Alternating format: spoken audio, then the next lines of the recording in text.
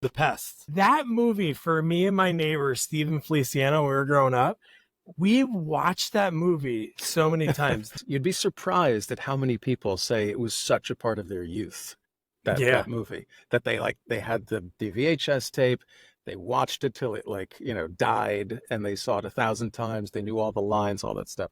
So here's how that happened, and it's very strange. I met this casting director in LA. His name was Ross. I can't remember his last name. And it was on one of those what they call general call, where you just sort of go meet the casting office so they can know who you are. And he was like, "Listen, I'm casting A Midsummer Night's Dream, the Shakespeare play, for Lincoln Center.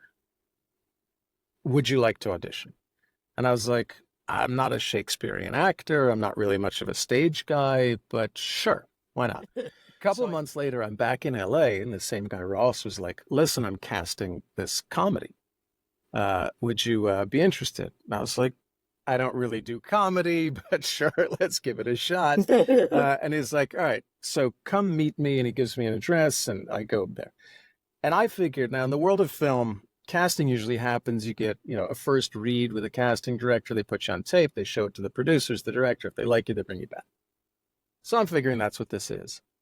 I go in, door opens, and there's John Leguizamo. And there's Paul Miller, the director. And they were all there in the room. And I was like, oh, I guess I jumped to the callback stage, right? The whole, the fact that I almost got the part at Lincoln Center doing Shakespeare has gotten me the callback for this thing. So I walk out the door. Casting director's like, "Listen, hold on a second. And I figured he just wanted to say, like, "Nice job." Yeah. And so I was like, "Oh, okay, whatever." So I leave.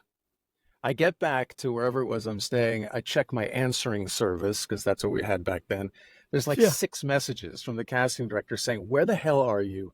Get back here immediately. They want to see you. They want to work on this stuff together with you. And I'm like, what? But I trust him. What makes you think he would tell you the truth when I am his own son and he's been lying to me his entire life?